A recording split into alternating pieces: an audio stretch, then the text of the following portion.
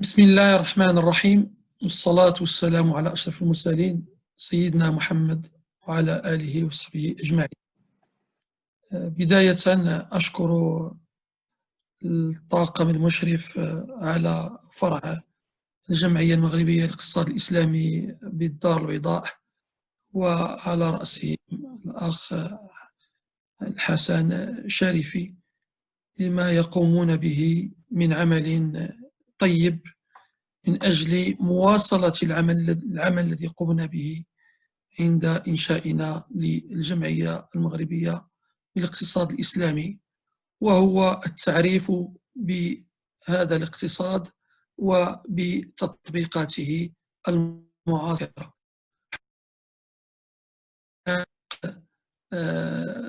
بدأنا نرى ثمار هذا العمل الطيب، بحيث أصبحت لنا بنوك تشاركية تعمل وفق مبادئ وأحكام الشريعة الإسلامية، ونأمل بأن كذلك أن تستمر المسيرة في نفس النهج، وأن نرى قريبا ظهور مؤسسات للتكافل الاجتماعي وصناديق للاستثمار الإسلامي، وكذلك أن نرى في المغرب مؤسسة زكوية تمكن المغاربة من أداء هذا الواجب الديني على الوجه المطلوب، علما بأننا في المغرب لنا وزارة الأوقاف التي تعنى بالجانب كل ما يتعلق الوقف، والمجلس الأعلى لمراقبة مالية الأوقاف العامة الذي يقوم بعمل طيب من أجل تحسين أداء الوقف تحت مراقبة وتحت رئاسة صاحب الجلالة جلالة الملك محمد السادس وفقه الله. إذن إن شاء الله مداخلتي كما قلت ستكون كما قال الأخ حسن ستكون بالفرنسية، علما بأننا المداخلة هي بداية كنا قد قدمناها لزملائنا في الهيئة الوطنية للخبراء المحاسبين بالفرنسية، وحتى نستثمر ذلك الجهد الذي قمنا به سابقا، فالشرائح متوفرة لدينا بالفرنسية. هذا لا يعني أننا لا نقوم بالشرح بالعربية كلما تطلب ذلك، وكذلك إن دعت الضرورة نعيد الدورة مرة أخرى باللغة العربية إن شاء الله إن كانت هناك مصلحة في ذلك. إذن أقوم بمشاركتي، لدي عرض سأشاركه معكم. هل ممكن أن تعطوني إمكانية مشاركة العرض؟ بالنسبة للطاقم التقني، هل يمكنكم أن تعطوني مجال لمشاركة العرض؟ شوف السي بن طيبي، ربما عندك البارتاج. لا، هو عندي، ولكن كيقول لي l'animateur a désactivé le partage d'écran pour les participants. tout de suite السي بن طيبي. يعطيني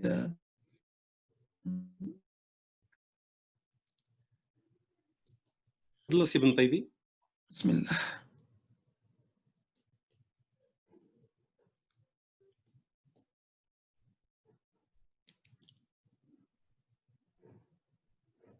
عندنا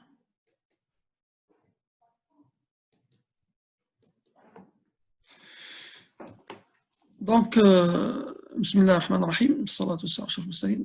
Donc comme ça a été présenté tout à l'heure, donc le sujet de cette rencontre qui est on peut parler d'une petite demi-journée sur la formation, sur le thème de la zakat des entreprises, et donc je vais la présenter en co-animation. Je vais la co-animer avec mon collègue, mon confrère Oussama Belkiren, qui est comptable et consultant en finance islamique. إذا سمح لي أستاذ منصف، المداخلة غتكون في الوقت ديال ساعتين تقريبا، ياك أستاذ؟ Moi j'ai prévu 3 heures, donc pour laisser le temps à Oussama, pour laisser le temps à Oussama pour expliciter des cas pratiques. Donc moi, je vais présenter des bases théoriques. J'essaierai de faire cela maximum dans 1 heure, pendant 1 heure maximum. Et donc, je laisserai le temps pour Oussama afin de prendre le volet pratique. Mais bien sûr, si on termine avant, tant mieux. Si c'est nécessaire de rester, on restera ensemble. Prendre le temps nécessaire, d'accord. L'objectif, c'est de sortir après cette petite formation, non pas avec des connaissances approfondies sur le domaine de la zakat des entreprises, mais en connaissant, disons, au moins les bases de cette zakat et d'avoir des références auxquelles on peut revenir par la suite pour déterminer la zakat de manière approfondie ou pour utiliser les normes qui ont été prévues par l'AOFI. Donc, l'agenda de cette formation, nous avons 3 points. Moi, je vais présenter les 2 premiers points. Un aperçu général sur la zakat au Maroc, sachant que j'ai déjà fait un aperçu lors de la séance précédente en arabe, mais je vais essayer de le faire de manière brève. Et puis, je passerai une à une les 2 normes qui ont été publiées par l'AOFI sur la zakat. Je rappelle que l'AOFI, c'est l'organisation de comptabilité et d'audit des institutions financières islamiques qui publie des normes qui servent pour la comptabilité et l'audit des institutions financières islamiques, et banques, compagnies d'assurance, fonds d'investissement et assimilés. Et mon confrère Oussama Ben Kiran va traiter le sujet tant attendu par vous et qui est plutôt technique, la détermination de la base de la zakat par l'expert comptable. Et donc, il va, à partir des normes que je vais vous présenter, il va traiter le sujet avec des cas pratiques, mais en partant du plan comptable marocain, ce qui permettra aux professionnels et aux directeurs financiers qui sont parmi nous de suivre un petit peu le cheminement pour la détermination de cette zakat. Donc, au niveau de l'aperçu général sur la zakat au Maroc, je vais traiter 2 points. Un premier point qui est l'institutionnalisation de la zakat au Maroc, puisqu'on n'est pas encore à ce niveau-là, donc vers l'institutionnalisation de la zakat au Maroc. Puis, le deuxième point, c'est le potentiel de collecte et de distribution de la zakat au Maroc. Alors, au niveau de l'institutionnalisation de cette zakat, il faut savoir que le Maroc est l'un des pays où les gouvernements qui se sont succédés depuis la conquête islamique jusqu'au protectorat ont organisé la collecte et la distribution de la zakat. C'est quelque chose qui est méconnu, mais c'est une réalité. Donc, jusqu'au protectorat, la zakat était collectée de façon officielle. Mais bien sûr, quand les colons sont entrés au Maroc, bien qu'on parle de protectorat, mais en réalité, ce sont des colons. Donc, ils ont arrêté la collecte de cette zakat au Maroc. Après l'indépendance en 1958, un comité a été créé pour codifier la jurisprudence islamique, y compris la législation sur les transactions financières liées à la zakat. Cependant, cette législation n'est pas entrée en vigueur. Bien sûr, vous imaginez que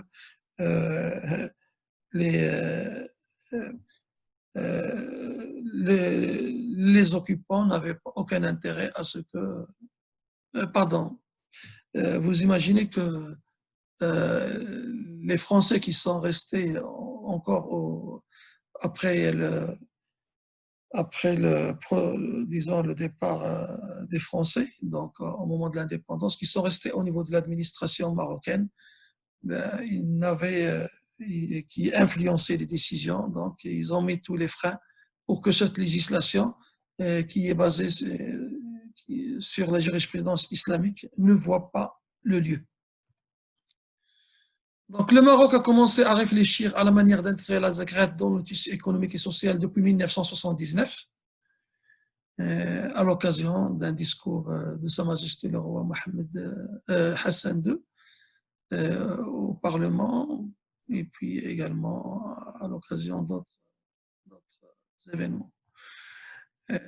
Intégration, la zakat, il faut noter également qu'il y a eu intégration dans les lois de finances depuis l'année 1980 au niveau des recettes et des dépenses des comptes spéciaux du Trésor d'un compte d'affectation spéciale intitulé Fonds spécial de la zakat, avec des ressources et des dépenses toujours nulles. Donc nous avons toujours au niveau de la loi de finances un compte spécial depuis maintenant 40 ans et avec toujours mention pour mémoire. C'est comme si les Marocains sont incapables de faire, disons, vivre ce compte spécial. C'est comme s'ils sont incapables de donner de la zakat et de distribuer la zakat. Malheureusement, ce compte a été ouvert et il est resté lettre morte au niveau de la loi de finances. Mais il est là pour l'histoire. En 1998, à l'initiative de Sa Majesté le Roi, le ministère des Awqaf et des Affaires islamiques, en collaboration avec le ministère de l'Économie et des Finances, a préparé un projet de loi sur l'organisation de la zakat qui devrait en principe être promulgué par Daïr. Un guide de la zakat a également été préparé avec la contribution des oulémas marocains. En 1999, Sa Majesté le roi Hassan II est décédé sans que le projet n'aboutisse. Voilà pour l'histoire. Durant la période 1998-2002, plusieurs doléances de l'Association marocaine des études et recherches sur la zakat ont eu lieu. Cette association qui a été créée en 1994 avait adressé durant cette période 98-2002 au pouvoir public. C'est la période où on parlait du gouvernement de transition, puisque on parlait d'une transition qui devait permettre aux partis politiques d'être actifs dans la vie politique et donc dans la prise de décision. Et donc l'association marocaine des études de recherche sur la zakat avait profité de cette occasion et a adressé au pouvoir public de doléances au sujet de l'activation du fonds spécial de la zakat et de l'organisation de la collecte et de la distribution de la zakat. Mais bien sûr, ces doléances sont restées lettres mortes et aucune réponse n'a été donnée à ces doléances. En 2003, Sa Majesté le roi Mohamed VI a réintroduit l'idée d'organiser les zakats. En 2009, le ministre des Awqaf et des Affaires islamiques a annoncé qu'il y aura prochainement promulgation d'un daïr portant création du fonds de la zakat. En 2013, l'Association marocaine des études et recherches sur la zakat a adressé aux deuxième assise nationale sur la fiscalité sa vision pour intégrer la zakat dans le système fiscal. En 2014, cette association a remis au Conseil économique, social et environnemental une note sur la contribution de la zakat dans la distribution de la richesse au Maroc. Et au mois de mars dernier, 2020, l'Association marocaine des études et recherches sur la zakat a remis à la commission spéciale sur le modèle de développement, qui doit rendre son rapport à Sa Majesté le Roi à la fin de l'année, une note sur la contribution de la zakat à la réussite du modèle de développement au Maroc. Alors, donc ça a coïncidé, c'était juste avant le confinement, et durant le confinement, donc il y a eu différentes manifestations qui avait porté sur la zakat. Et à l'occasion de ces manifestations, un membre de la commission spéciale sur le modèle de développement a suivi avec nous au moins 2 manifestations importantes sur la zakat. Et il a porté un grand intérêt à ce que nous avions présenté. Nous espérons que, Inch'Allah, cette commission, lorsqu'elle rendra sa copie à Sa Majesté le Roi, à son rapport à Sa Majesté le Roi, prendra des propositions sur l'intégration de la zakat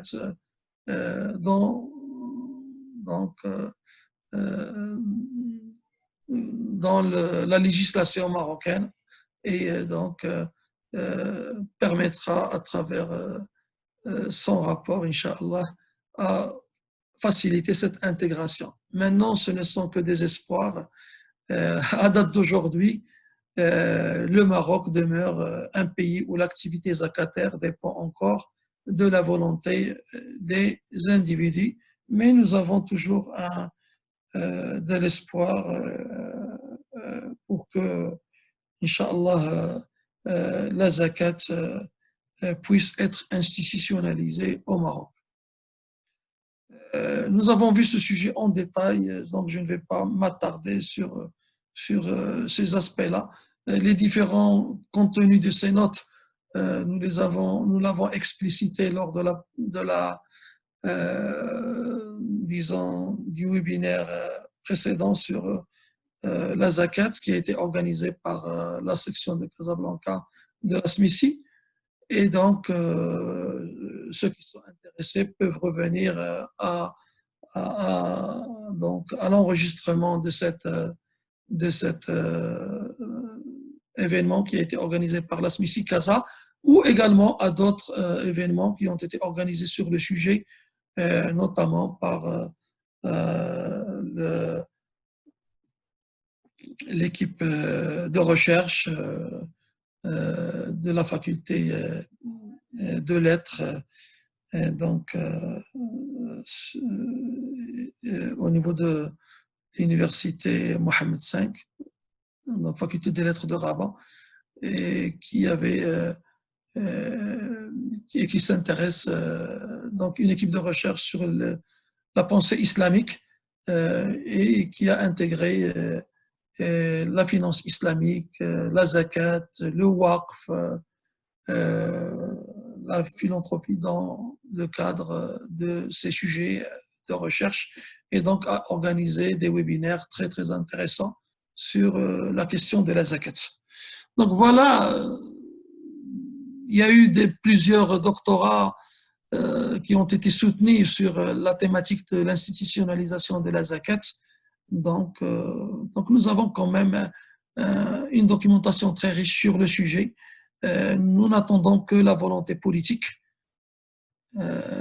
qui confirme bien sûr la volonté sociétale pour que la zakat soit appliquée. Il faut que la zakat ne soit pas, que l'institutionnalisation de la zakat ne soit pas une demande d'une élite, mais il faut que cette demande soit une demande de la population, de la société. Et Inch'Allah, bien sûr, le pouvoir politique écoutera les doléances de la société. Et ces doléances ont été représentées et nous les avons vues, nous les avons entendues lors des webinaires qui ont été organisés tout au long de cette période de confinement depuis le mois de mars et à l'occasion du Covid-19 et qui ont porté sur la question de la zakat dans le cadre de ce Covid pour alléger un petit peu les effets néfastes sur l'économie et sur la société de cette pandémie. Alors, quant au deuxième point, au niveau de la partie qui concerne le Maroc, c'est le potentiel de la collecte, de la distribution de la zakat.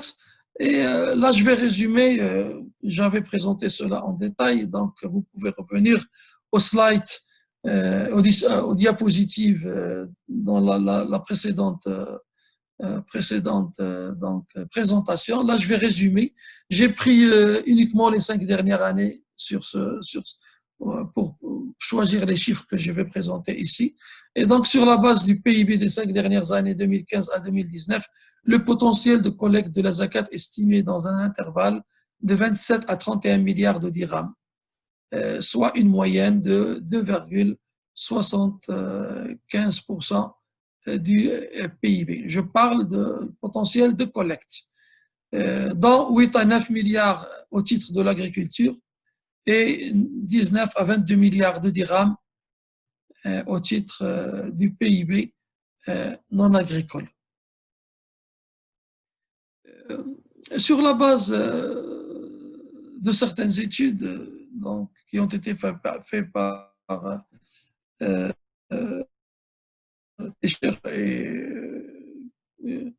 différents chercheurs, et on peut définir le potentiel de collecte de la zakat sur une tranche qui se situe entre 1,94% et à 4,3% du PIB, soit 18 à 43 milliards de dirhams. Toutefois, l'activité zakataire au Maroc se situerait seulement à 0,01% et ne pourrait atteindre au maximum que 0,3% du PIB si elle continue à ne pas être organisée et à être laissée uniquement à la volonté des individus. Donc, soit une activité zakataire qui se situe à 1 million de dirhams, de 0,1 milliard de dirhams à 3 milliards de dirhams. Donc, 100 millions de dirhams à 3 milliards de dirhams au maximum. Alors, le potentiel réalisable de la collecte de la zakat en cas d'institutionnalisation, il se situe entre 0,97 et 2,15% du PIB, soit 9 à 22 milliards de dirhams. Et le potentiel réalisable de distribution de la zakat en cas d'institutionnalisation de cette zakat, il se situe entre 0,88 et 1,94% du PIB, soit 8,1 à 19,5 milliards de dirhams. Voilà des chiffres en gros que vous pouvez retenir. Si on avait appliqué la zakat de manière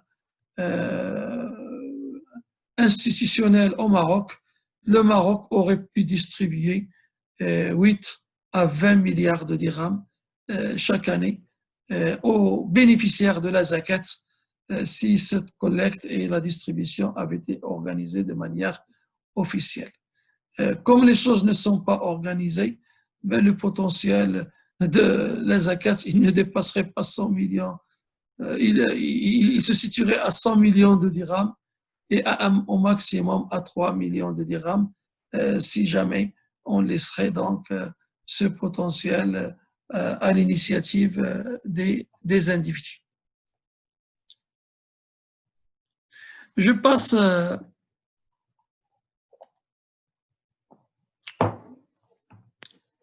à un aperçu sur les normes de la zakat qui ont été publiées par l'AOFI. Et là, nous avons deux normes, la norme comptable numéro 9 sur la zakat et nous avons la norme charaïque numéro 35 sur la zakat. Et il y a une norme qui a été mise par l'AOFI à la disposition des professionnels sur la zakat pour émettre leur avis. Elle concerne le reporting financier des institutions zakataires. Et cette norme n'est pas encore il est toujours au stade de l'étude, donc je ne vais pas l'aborder dans cette présentation. Je vais être très bref sur la norme comptable, puisque c'est mon confrère Oussama Ben Kiran qui va traiter de ce sujet. Et moi, je vais surtout un petit peu traiter la norme charaïque numéro 35 sur la zakat, en donnant ce qui est essentiel pour l'entreprise. Donc, je ne vais pas rentrer sur des aspects qui ne concernent pas directement l'entreprise, mais je vais citer quand même les références au niveau de la norme charaïque pour ceux qui veulent approfondir ces aspects-là. Voilà. Alors, commençons d'abord par la norme comptable numéro 9 sur la zakat. Alors, cette norme, elle fait partie des normes qui ont été publiées dans un manuel des normes comptables d'audit et de gouvernance. C'est un manuel qui est mis à jour périodiquement par l'AOFI. La dernière mise à jour a été publiée en fin 2015 et donc elle intègre la norme numéro 9 sur la zakat. Ce manuel des normes, il est en anglais et il y a également un manuel en arabe. Il n'y a pas de manuel comptable de normes en français pour les normes comptables d'audit et de gouvernance. Donc la norme numéro 9 sur la zakat traite du champ d'application de la norme. Elle traite des traitements comptables de l'assiette de la zakat, des exigences de divulgation d'informations et de la date d'entrée en vigueur de la norme. Alors, au niveau du champ d'application, la norme traite des traitements comptables liés à la détermination de l'assiette de la zakat, de l'évaluation des éléments entrant dans la détermination de cette assiette et des obligations de présentation et de divulgation dans les états financiers de l'institution, donc de l'entreprise qui, comme il s'agit d'institutions financières islamiques, donc ici la norme, je rappelle que c'est une norme qui est faite pour les banques islamiques et pour toutes les institutions qui exercent leur activité conformément aux principes de la finance islamique, donc aux principes de la loi musulmane. Donc, je reprends les traitements comptables pour déterminer l'assiette et également les traitements qui concernent l'évaluation des éléments entrant dans cette assiette. Et puis, comme la zakat, c'est quelque chose qui intéresse non seulement ceux qui la payent, mais également les bénéficiaires, donc ceux les institutions qui déterminent la zakat ou qui payent la zakat doivent être transparentes et donc d'où l'importance de divulguer un certain nombre d'informations sur le calcul et la détermination de cette zakat. Et donc, la norme traite également de la présentation des états financiers.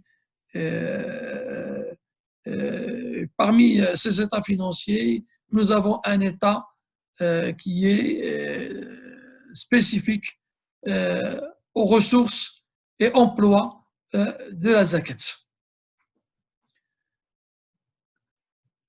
Alors la norme, elle précise que si les exigences des lois et règlements en vertu desquels les institutions opèrent sont contraires à certaines dispositions de la norme, cela devrait être divulgué. Donc, si les institutions qui appliquent cette norme ne peuvent pas, pour des questions de réglementation locale, appliquer certaines dispositions de la norme, elles doivent divulguer cette information au niveau de leur état financier dans les notes explicatives des états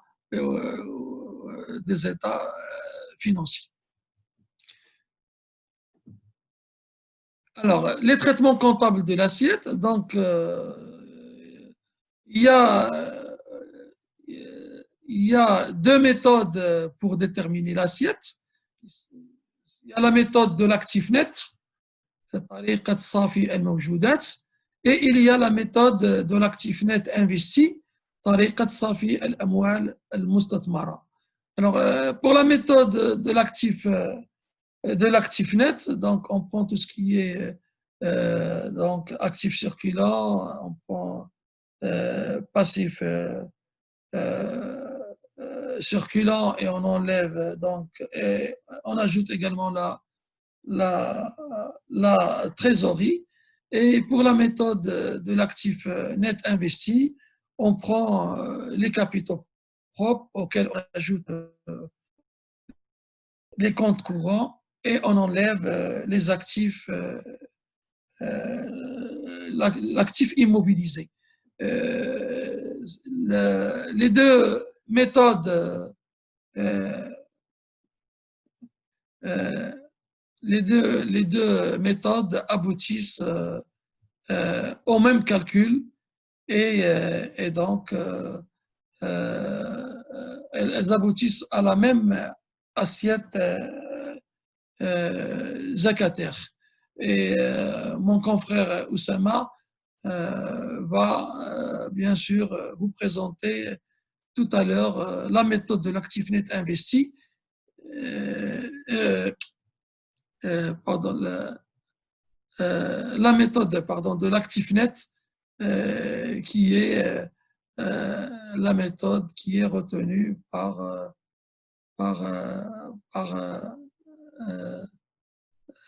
la norme.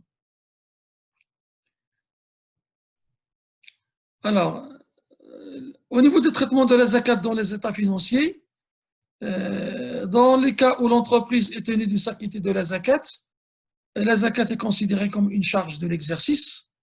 Le montant non versé aux bénéficiaires est considéré comme une dette. Donc, voilà ce que prévoit la norme. Donc normalement, la zakat devrait être considérée comme une charge de l'exercice d'après cette norme. Mais malheureusement, il y a les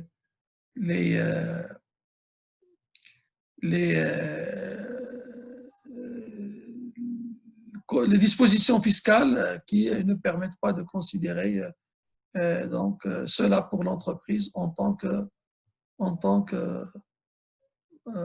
que charge pour l'entreprise. D'accord? Et donc, la zakat est censée être donnée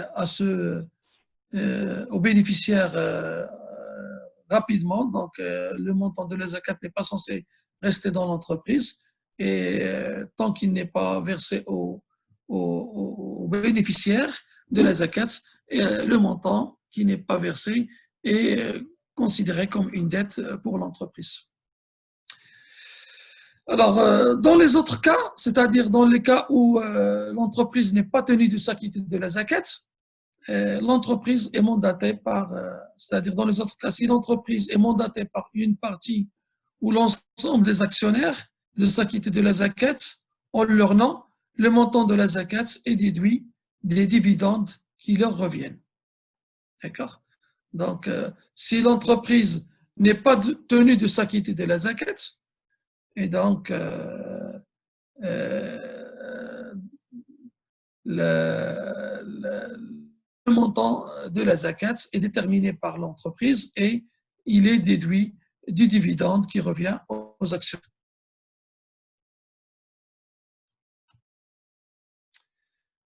La norme traite également des exigences de divulgation et d'information au niveau des paragraphes 13 à 20 de la norme. Donc, je ne vais pas passer ces exigences en détail, mais ce qui est très important de savoir, c'est qu'il faut être transparent sur les ressources de la zakat et également être transparent sur les emplois de la zakat et la norme cadre ceci. Et comme je vous l'ai dit, la norme, il y a maintenant une norme encore, une nouvelle norme qui traite du reporting financier des institutions zakataires pour une transparence encore importante sur l'emploi et les ressources des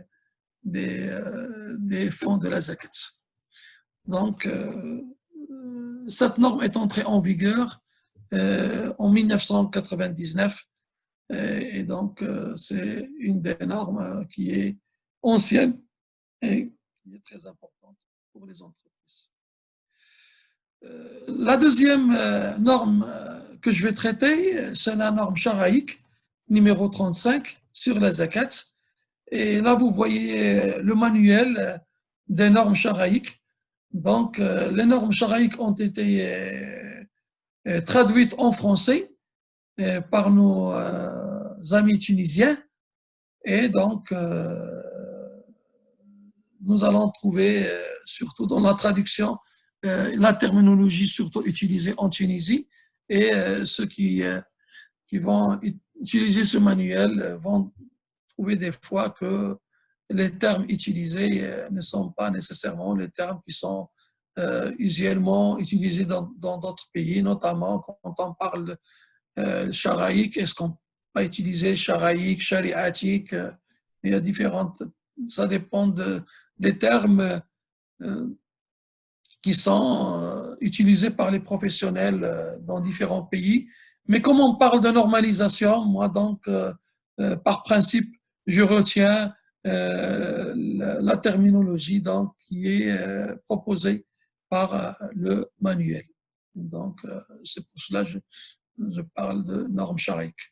Alors, cette norme, donc, elle traite du champ d'application de la norme, des règles de procédure, des dispositions générales, elle traite des immobilisations, elle traite également des actifs qui sont soumis à la zakat, elle traite aussi du passif donc, de l'entreprise, dettes et droits sur l'entreprise, elle traite également des provisions, aussi des réserves, puis des 8 catégories bénéficiaires de la zakat.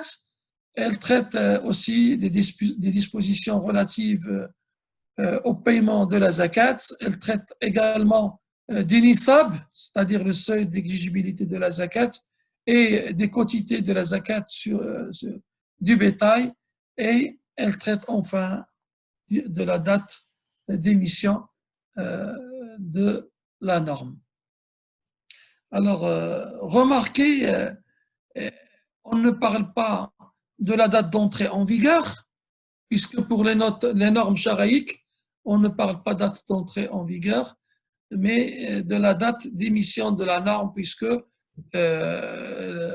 ces normes sont censées être appliquées par toutes les institutions financières islamiques, et donc on parle dès leur émission. Alors, au niveau du champ d'application, donc, de la norme.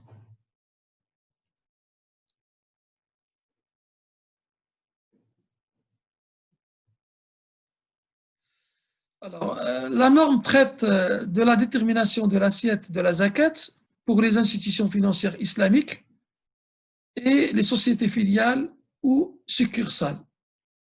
Elle indique les rubriques des états financiers qui entrent dans l'assiette et celles qui ne le sont pas, et identifie les éléments de passifs et les provisions déductibles des actifs soumis à la zakat.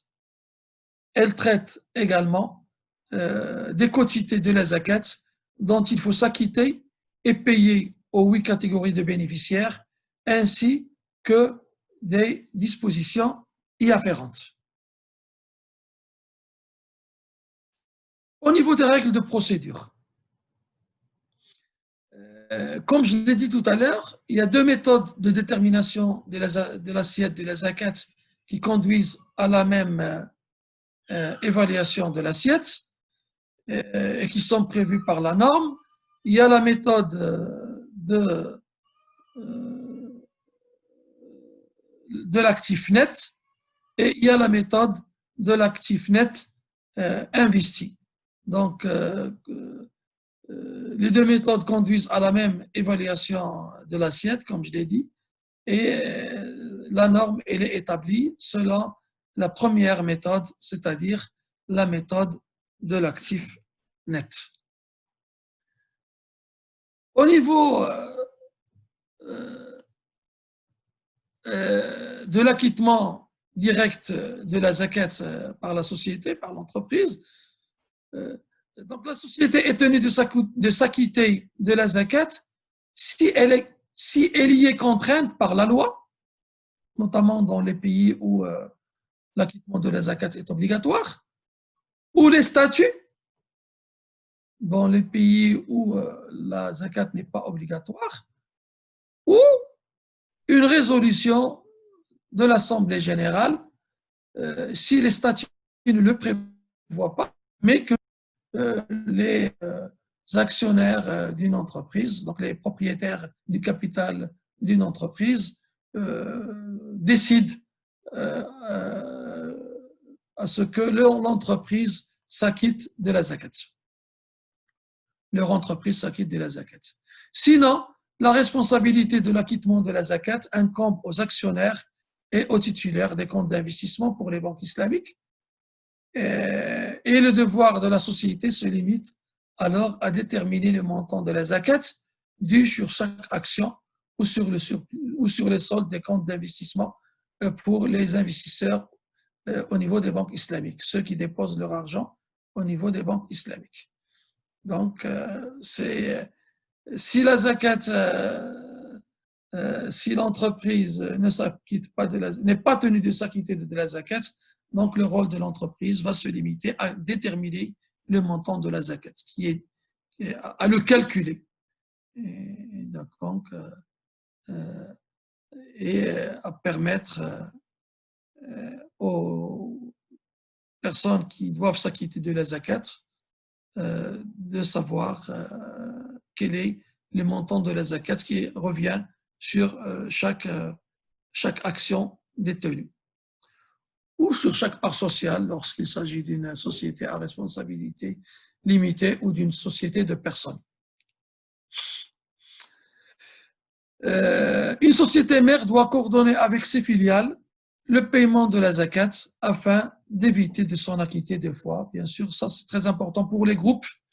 Donc, il ne faut pas qu'il y ait paiement de la zakat à deux reprises. Si la société mère paye la zakat, si la filiale paye la zakat, la société mère ne doit pas payer la zakat au titre de l'activité de la filiale. Sinon, la société mère doit s'acquitter de la zakat au titre de la part du capital qu'elle détient dans cette filiale. D'accord.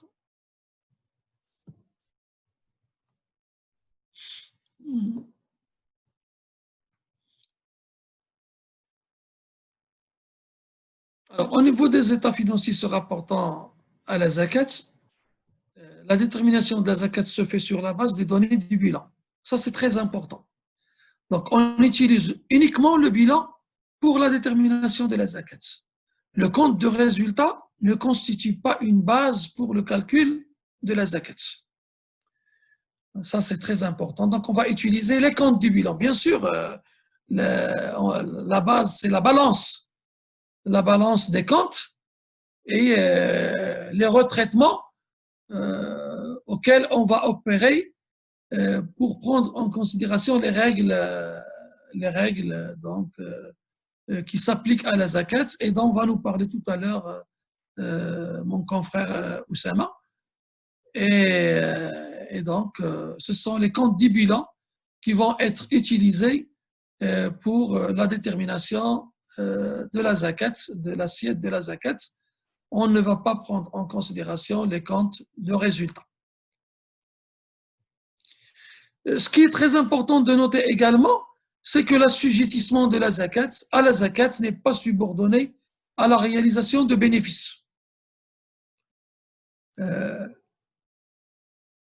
Donc, même une entreprise déficitaire doit déterminer son assiette pour voir si elle a atteint le NISAB, et donc, auquel cas, si l'assiette atteint le NISAB, elle doit donc payer les zakat. Donc, l'institution même perdante doit s'acquitter de la zakat tant que son actif n'est pas entièrement absorbé par son passif. Voilà, je pense, une diapositive très importante que je vous demande de bien retenir les éléments de cette diapositive. La zakat est sur la base des comptes du bilan. Les comptes de résultats ne sont pas pris en considération. La zakat n'est pas subordonnée à la réalisation d'un bénéfice. Et une entreprise même déficitaire doit s'acquitter de sa zakat tant que son actif net n'est pas absorbé, tant son actif n'est pas absorbé par son passif. Au niveau des dispositions générales qui sont prévues au niveau de la norme, nous avons la définition charaïque des statuts et assiette de la zakat. Alors, la zakat est un droit prescrit sur des actifs spécifiques. Voilà la définition qui est donnée par حق معلوم في أصول محددة. Donc, ces actifs sont l'or, l'argent et la monnaie. Donc, pour ce qui concerne les liquidités et les quasi-liquidités,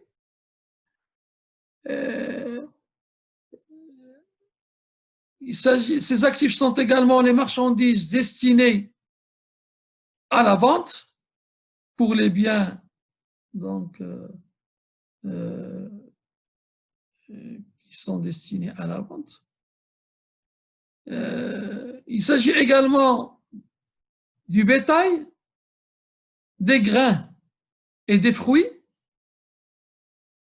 et aussi des métaux et des trésors enfouis, الركاز.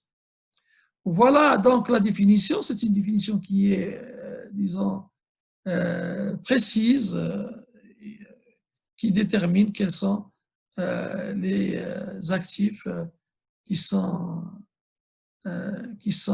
soumis à la zakat. D'accord.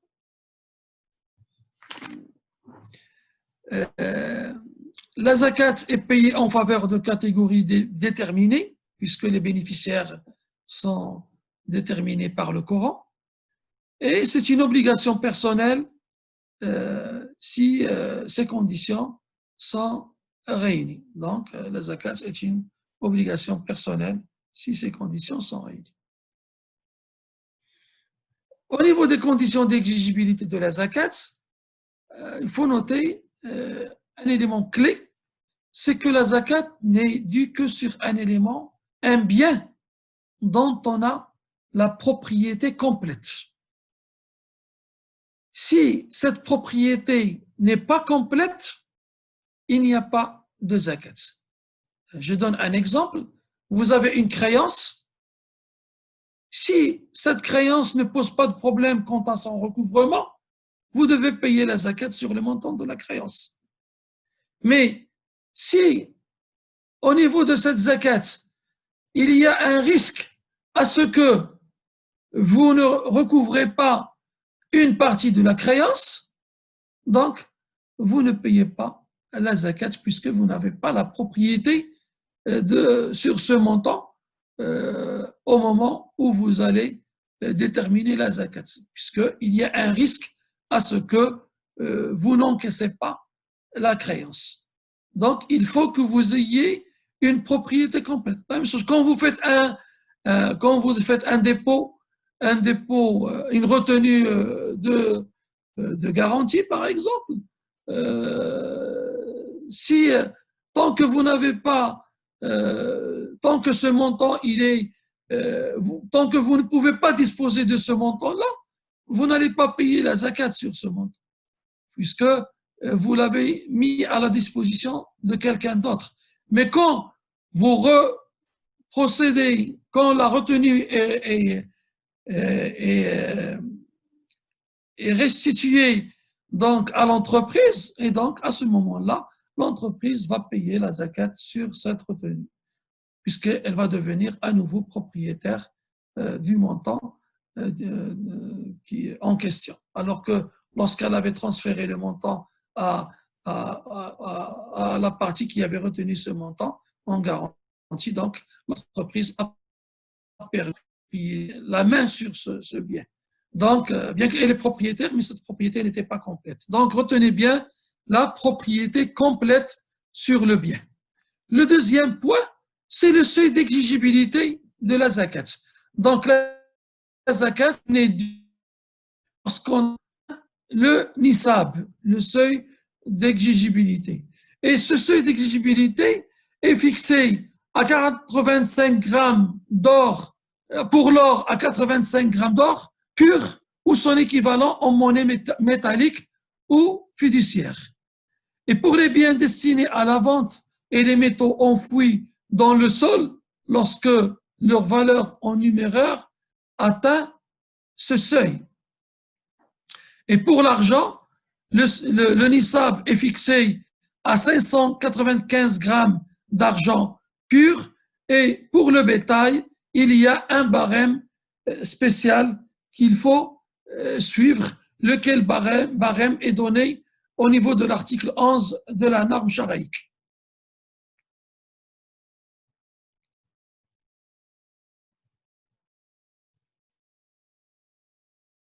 Au niveau,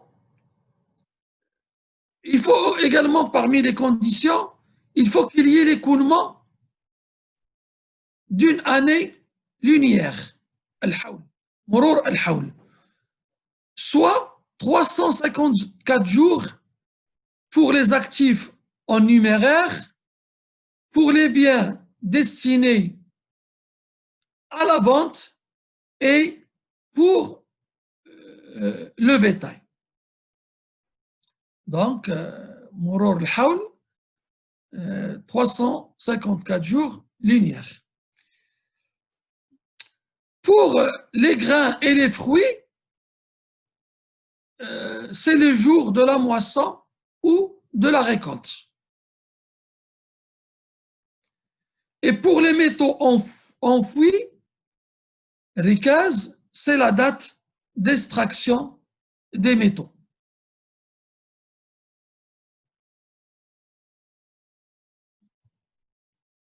Voilà pour les conditions. Donc, propriété complète, atteindre le nisab,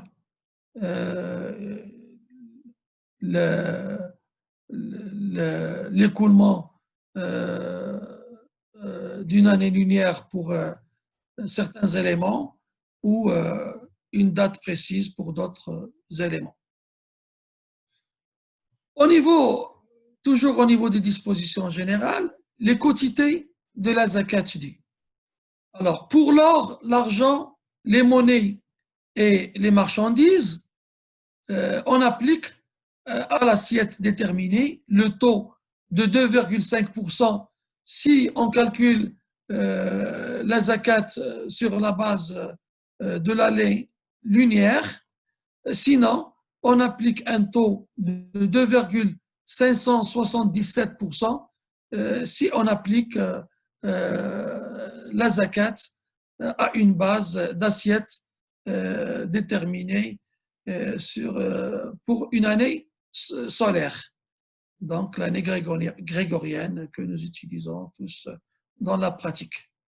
Et si cette année est bissextile, c'est-à-dire 366 jours, le taux devient 2,5775%. Donc voilà pour le taux qu'on applique aux liquidités, à l'or, à l'argent, à la monnaie et aux marchandises. Pour les grains et les fruits, on applique le taux de 10% si la terre est irriguée par des moyens naturels, ou seulement 5% si la terre est irriguée par des moyens onéreux. Et si la terre est irriguée par une combinaison des deux procédés, donc des fois par des moyens, elle est irriguée et des fois elle n'est pas, des fois elle est irriguée par des moyens onéreux, saqi, ou tout simplement par des moyens naturels, donc l'amtar. Dans ce cas, on va appliquer un taux moyen qui est de 7,5%. Alors, pour le bétail, on applique des quantités spéciales qui sont prévues au niveau de la norme, au niveau 11 de la norme.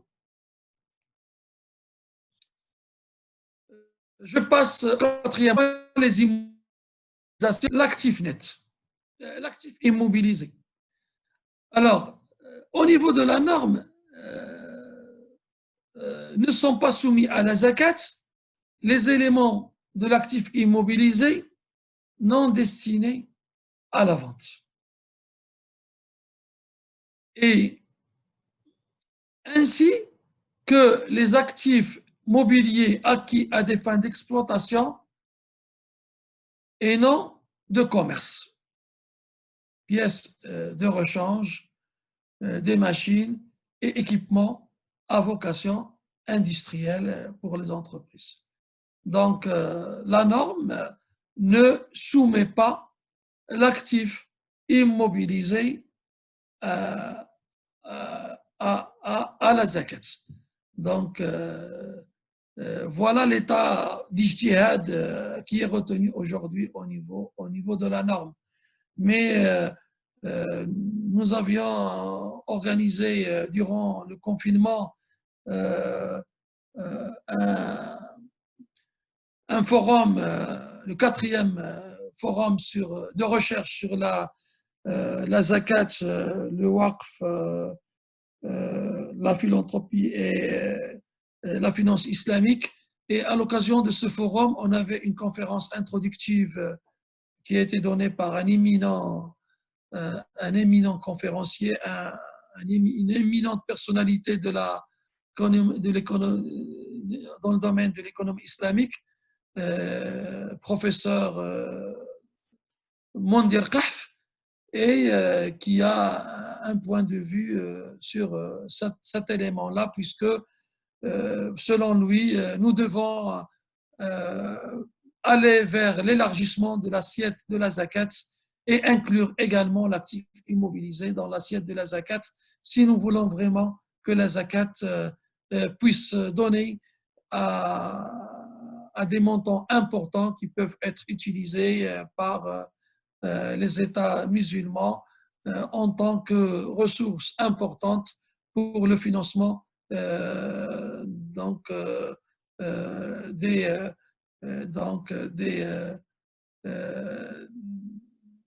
des activités qui sont dans l'intérêt, bien sûr, des bénéficiaires de la zakat, ou pour distribuer la zakat à échelon large au profit des bénéficiaires, et non pas leur donner uniquement des miettes, mais leur donner des montants qui leur permettent de sortir de la nécessité et donc de devenir eux-mêmes des personnes qui donnent la zakat. Voilà, je ferme cette parenthèse, mais c'est pour vous dire que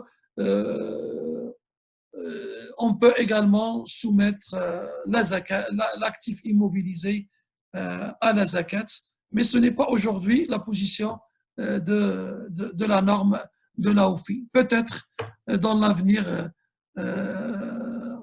on pourrait revoir cet aspect-là. Mais à date d'aujourd'hui, retenez que les éléments d'actifs immobilisés non destinés à la vente ne sont pas soumis à la zakat, ainsi que les actifs mobiliers acquis à des fins d'exploitation et non de commerce.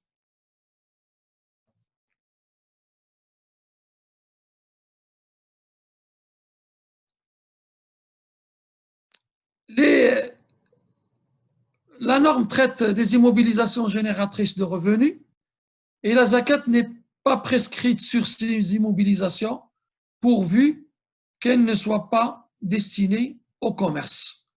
Et donc, les biens meubles, immeubles, les moyens de transport et autres immobilisations données à bail, et ainsi que les investissements immobiliers, donc leurs montants ne sont pas soumis à la zakat. Néanmoins, ce qui reste en fin d'année des revenus générés par ces immobilisations est passible de zakat et s'ajoute à l'assiette.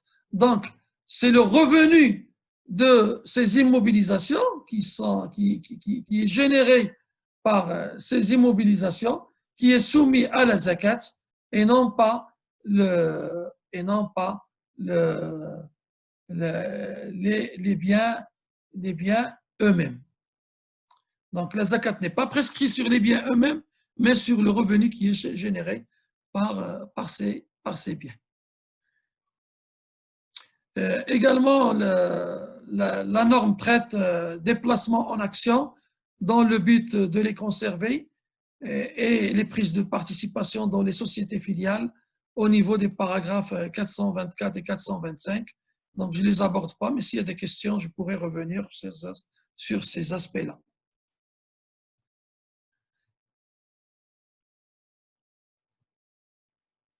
Au niveau des actifs soumis à la zakat, nous avons d'abord les liquidités et les quasi-liquidités. Donc, il s'agit des avoirs monétaires ou facilement convertibles en monnaie. Et donc, tout cela, on a vu, ils sont soumis au taux, donc, tout à l'heure, pour une année lunaire, au taux de 2,5%. Les cas particuliers de liquidité et de quasi-liquidité, ce sont le cas des intérêts perçus sur les comptes courants et les placements de trésorerie. La zakat est acquittée sur le principal, alors que les intérêts sont entièrement affectés à des œuvres de bienfaisance. Donc, on ne calcule pas la zakat sur les intérêts qu'une entreprise aurait encaissés. Mais le montant qu'elle avait placé, sur lequel elle a obtenu des intérêts, ce montant-là est soumis à la zakat. Le principal est soumis à la zakat et les intérêts, normalement, ne doivent pas être gardés par l'entreprise puisqu'ils ne sont pas autorisés, c'est haram, c'est du riba. Les intérêts doivent être versés doivent être affectés à des œuvres de bienfaisance. Alors, pour les obligations, les soukouk et les fonds d'investissement, les dispositions charaïques sont traitées au niveau de l'article du paragraphe 514 de la norme et en ce qui concerne les montants de garantie sur les transactions, elles sont traitées au niveau du paragraphe 515 de la norme. Toujours au niveau des actifs soumis à les versions, nous avons tout bien meuble ou immeuble destiné à la vente, qu'il soit acquis à titre onéreux ou à titre gratuit.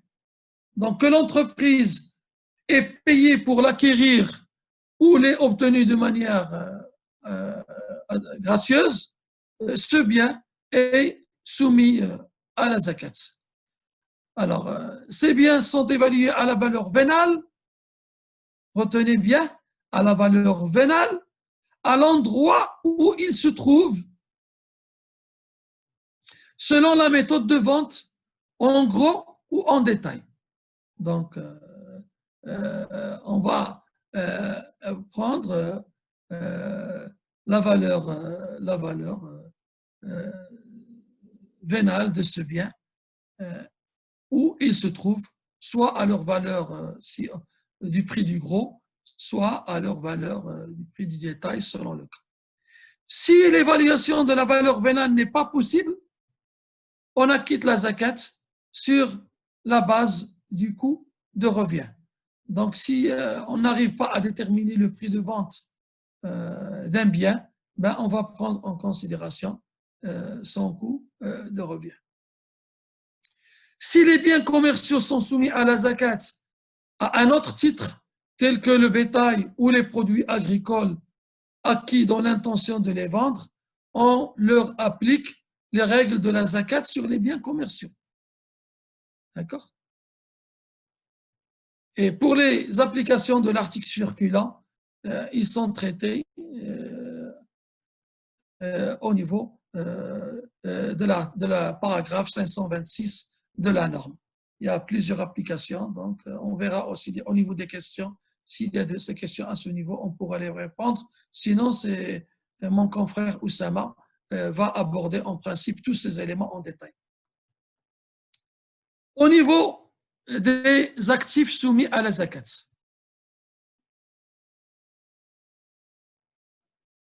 Les créances. Si la créance est en numéraire, la zakat doit être acquittée annuellement tant que doit être acquittée annuellement que la zakat soit exigible ou à échoir, pourvu que son recouvrement ne lui soit pas impossible. Donc, si l'entreprise ne prévoit pas de difficulté quant au recouvrement de la créance, comme je l'ai dit tout à l'heure, l'entreprise doit inclure le montant de la créance dans la base de la zakat. Les créances douteuses ne sont pas soumises à la zakat que lorsqu'elles sont recouvrées. Donc, si la créance est douteuse, on ne va pas payer la zakat chaque année sur cette créance, on ne va payer la zakat qu'au moment où la zakat est recouvrée. Et la zakat est alors acquittée pour une seule fois. L'entreprise peut retarder l'acquittement de la zakat de la créance à terme. Donc, si la créance, par exemple, est sur une longue période, une créance sur 24 mois ou sur 36 mois,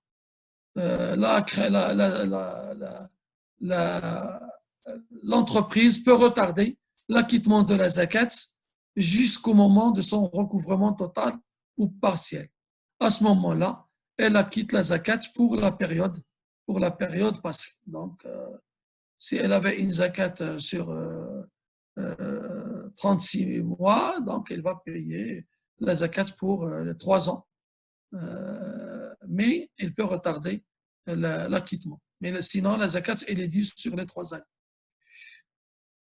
Pour les applications des créances au niveau des rubriques des états de synthèse, donc de l'entreprise, donc il faut se référer au paragraphe 534 de la norme. Pour les grains et les fruits, il faut se référer à l'article 5, alinéa 4 de la norme. Pour les métaux, il faut se référer à l'article 5, alinéa 5 de la norme. Et pour le bétail, il faut se référer à l'article 5, alinéa 4 de la norme. Je passe au passif, dettes et droits sur l'entreprise. Alors, la norme classifie les éléments du passif, donc le capital et les réserves et les bénéfices, qui ne sont pas déductibles des actifs soumis à la zakat. Donc, le capital, les réserves et les bénéfices ne sont pas déductibles des actifs soumis à la zakat, c'est très bien, il faut le retenir. Par contre, le passif non courant et l'actif courant, le passif non courant à long terme et le passif courant à court terme, donc il est déductible de l'assiette de l'actif donc qui est soumis à la zakat selon donc les règles que tout à l'heure Oussama va vous présenter. Selon les dispositions que Oussama va présenter. Alors, pour les dettes sur l'entreprise, sont déductibles de l'assiette de la zakat les dettes qui résultent de l'acquisition d'actifs soumis à la zakat à vocation commerciale. Donc, on ne va prendre en considération que les dettes qui correspondent à des actifs qui ont une vocation commerciale, par exemple le stock. Donc, le stock a une vocation commerciale. Si l'entreprise a acheté des achats et donc qu'elle a des dettes sur le stock qu'elle n'a pas encore payé, donc elle va déduire bien sûr les dettes correspondant à ce stock. Ne sont pas déductibles de l'assiette de la zakat les dettes qui résultent de l'acquisition d'actifs immobilisés non soumis à la zakat. Donc nous avons dit tout à l'heure, les actifs immobilisés ne sont pas soumis à la zakat et donc par conséquent, les dettes qui résultent de ces les dettes qui résultent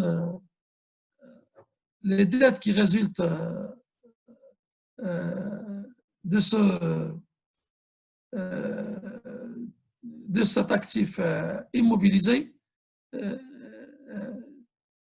ne sont pas déductibles de l'assiette. Également, ne sont pas déductibles de la zakat les dettes dont la cause est illicite, comme les intérêts impayés sur des emprunts usuraires. Donc, si l'entreprise a des emprunts usuraires et qu'elle a des dettes qu'elle n'a pas encore payées et que ces dettes contiennent des intérêts, elle n'a pas à déduire les intérêts de l'assiette de la zakat. Donc, pour les dispositions, pour les applications du passif courant sur les rubriques des États, dans les rubriques des États de synthèse, il faut se référer à l'article 6, alinéa 3 de la norme. La norme traite également des provisions et donne une définition usuelle, montant prélevé sur les revenus à la fin de l'exercice financier afin de faire face à l'éventualité de dépréciation des actifs ou à un engagement qui n'est pas précisément défini ou qui n'est pas encore né. Donc, c'est une définition qui est connue par tout le monde, mais elle donne la classification. Elle classifie les provisions en trois, et les provisions relatives aux immobilisations, les provisions relatives à l'actif circulant et les provisions relatives au passif. Pour les applications et la déductibilité ou pas des provisions des actifs soumis à la zakat, il faut se référer à l'article 7, alinéa 3 de la norme. La norme traite également des réserves et les définit comme étant les montants prélevés sur les bénéfices en vertu de la loi, donc c'est ce qu'il s'agit de réserves légales, ou des statuts de l'institution, donc de l'entreprise, ou encore d'une décision de l'Assemblée générale. Il s'agit donc des réserves facultatives. La nature et le statut des réserves, qu'elles soient légales ou facultatives, les réserves ne sont pas déductibles des actifs soumis à la zakat. Comme le capital, les réserves ne sont pas déductibles à la zakat. Pour les applications des réserves, il faut se référer à l'article 8, alinéa 3 de la norme.